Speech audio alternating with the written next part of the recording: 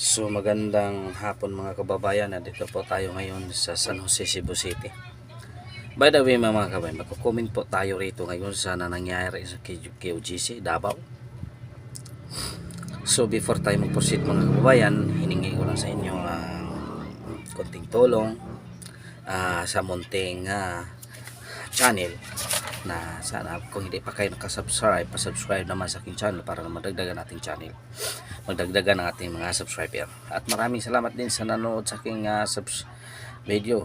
Sana hindi kayo magsawang manood sa aking mga video mga kababayan.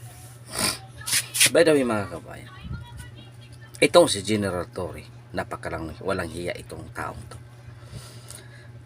Hindi na bali makasuhan si General Torre. Bakit hindi kinasuhan niya sa ombudsman na lumabag sa batas? Ano pa ba? Mga kababayan, bakit siya hindi kinasuhan sa ombudsman? So sa ano man, sa RIAS, Regional. Kasi alam niyo mga kababayan, kahit kakasuhan pa si General Torre, malaki ang budget ng US na ibinigay sa kanila. $2 million sa kang makadakip kang Pastor Apollo Kibuloy. Ngayon, nagbibigay lang sila ng 10 million. Alam mo yan? So ibig sabihin, isawang bahala ni General Torre ang kanyang profesyon. Alam mo, malapit na siyang mag-retire. Malapit na yan.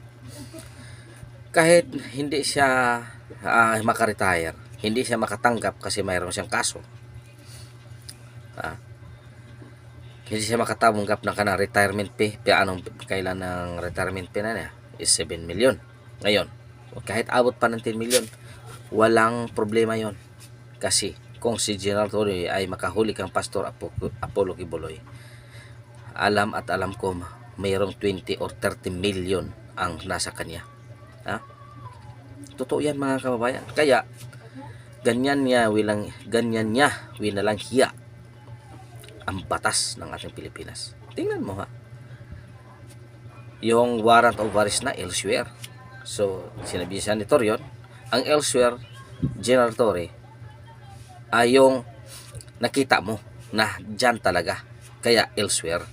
Pero wala naman kayong nakita. May certification kami na ni-read ito na NBI na wala talaga rito. Tapos hindi niya. Ngayon, anong masasabi ngayon ng Senate? Hindi nila nirespeto ang investigation ng Senate. Ano, General ba to? Senator ba to? Nirespeto ka ba ni Torre? Nirespeto ka ba? Kaya wag mong bibihin yung mga taong may kasalanan sa batas. Bibihin mo yung mga taong talagang may kasalanan, mga pulis na walang kasalanan na nasasangkot sa di umanong kabalastugan. Pero itong ginagawa ni Torre, hindi kailangan mo, ano Torre gawin mo yun. Yun lang. Ipakita mo na talagang matapang ka.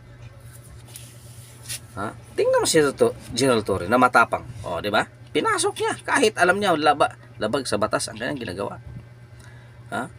Ngayon, anong mangyari? Inopen ang KOGC gate kasi alam na may na namatay. Mayroong nang namatay, mayroong pang inatake. Ngayon, nasaan ang human rights? Nasaan ang abogado ng human rights, si Chiljokno? Chiljokno, nasaan na? Kung NPA sa NPA mangyayari, sa NPA mga relista, nandyan kayo. Pero kakampi ninyo, yun ang kakampi man ang taong sumisara sa inyong grupo, walang human rights. Nasaan ang human rights? Bakit hindi umaksyon? Mayroong namatay. Ilan pa ang namatay? 2 o 3 na. So, ngayon mga kababayan, ano na ngayon? Walang aksyon ang human rights. Hindi nag-imbestiga ang human rights. Walang nangyari. Ganon ba tayo, mga kababayan? Winalang hiya itong mga taong to. I condemn sa ginagawa ng mga kapulisan ngayon sa Davao. Ikinokondem ko ito. Sana